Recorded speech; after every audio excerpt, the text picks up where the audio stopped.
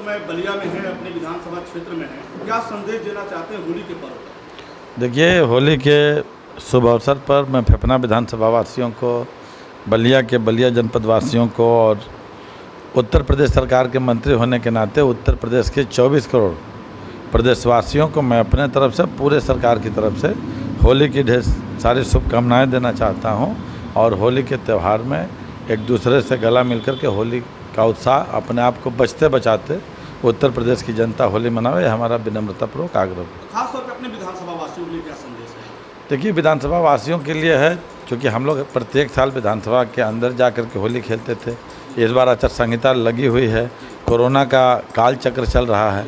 अब इसको मद्देनज़र रखते हुए हम लोग घर पे ही होली मिलन समारोह कर रहे हैं और हमारे तरफ से पूरे फेफना विधानसभा के जो भी हमारे क्षेत्रवासी हैं वो होली धूमधाम के साथ मना भी रहे हैं। उनको हमारे तरफ से ढेर सारी शुभकामनाएं। कोरोना से बचाव के लिए क्या संदेश होगा? देखिए, कोरोना से बचाव के लिए इसलिए तो मैं कर रहा हूँ कि होली भी मनावें और होली में एक दूसरे से दूरी भी रखें। जो 2 गज की दूरी और मास्क जरूरी है तो उसका पालन करते हुए होली लोग मनावे, ये हमारा विनम्रतापूर्वक आग्रह। मेरा अंतिम सवाल है, खासतौर पे मार्च का महीना है, विकास के पथ पर आपका फेफना विधानसभा कैसे बेहतर हो, उसके लिए क्या योजना है? मैं कह सकता हूँ कि विकास के पथ पर हमारा फेफना विधानसभा बलिया ही नहीं, पूरे पूर्वांचल में सबसे ज़्यादा विकसित है।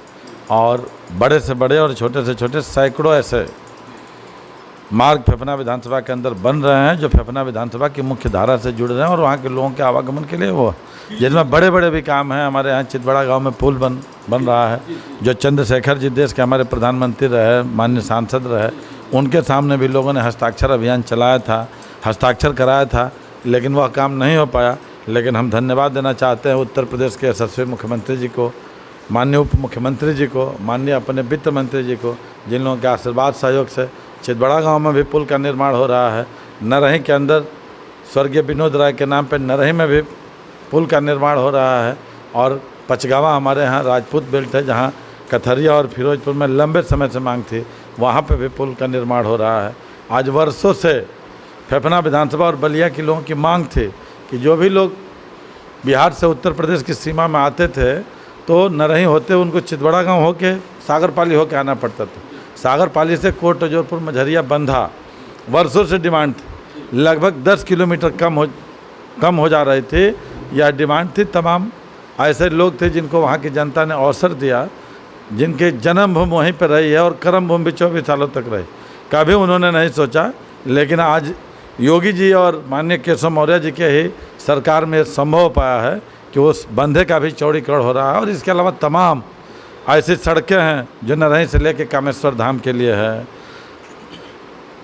हरपुर से लेके चितबड़ा गांव तक की है। जो पिछली सरकार में 5 मंत्री थे, माननीय राम गोविंद चौधरी भी मंत्री थे, बाल्टी विधानसभा का भी हिस्सा था, बलिया फेफना का भी हमारा हिस्सा था, लेकिन वो सरकारें नहीं कर पाई जो आज के डेट में हो रहा है। तो इस तरीके से बहुत विकास का काम हुआ है, जिसमें हम गर्व के साथ कर सकते हैं कि पूरे पूर्वांचल में जितना विकास फेफना विधानसभा का हुआ है, विकास पूर्वांचल का भी हुआ है। योगी जी, मोदी जी के नेतृत्व में पूरे प्रदेश और देश का हो रहा है। लेकिन अगर उसमें पूर्वांचल में अगर बात करें तो फेफना में, चूँकि पिछली बार भी हम लोग विधायक थे और आज योगी जी की सरकार है, हम लोग मंत्री भी हैं, तो योगी जी के मार्गदर्शन में, मोदी जी के मार्गदर्शन में, केशव मौर्य के मार्गदर्शन में बहुत सा विकास कर। अंतिम सवाल, आपके ही विधानसभा से सड़क के पूर्वांचल एक्सप्रेसों की योजना बन रही है, उसको कहाँ तक सफल है? देखिए, पिछली सरकार में 5-5, 6-6 मंत्री थे बलिया जनपद, और पिछली सरकार में ही पूर्वांचल एक्सप्रेसवे की घोषणा हुई थी। लेकिन मुझे अफसोस के साथ कहना पड़ रहा है कि उस समय के जितने भी मंत्री थे वो इतने कमज़ोर थे कि जिस पूर्वांचल एक्सप्रेसवे की घोषणा लखनऊ से हुई तो वह बलिया तक नहीं आ पाई, वो गाजीपुर में हरदरिया में जाके गिर।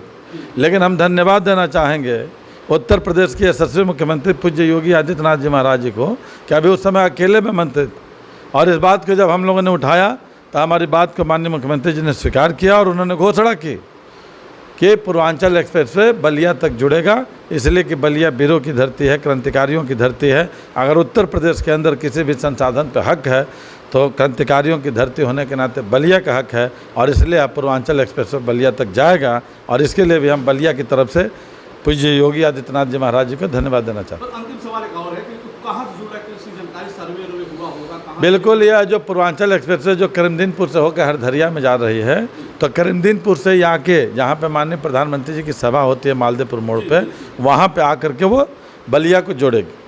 कब जुड़े की संभावना है?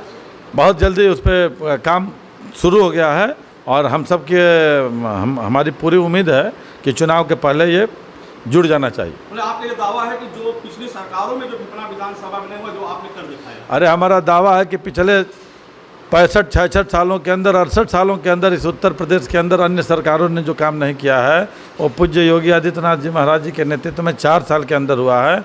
और जो 60-66 सालों में देश के अंदर जो काम नहीं हुआ है वो माननीय मोदी जी के नेतृत्व में, माननीय अमित शाह जी के नेतृत्व में 6 सालों के अंदर पूरे देश के अंदर हुआ। मतलब अभी जो शेष आपके साल भर बचे उसमें भी कई योजनाएं हैं जो बहुत सी योजनाएं हैं, बहुत से अभी काम होने बाकी है।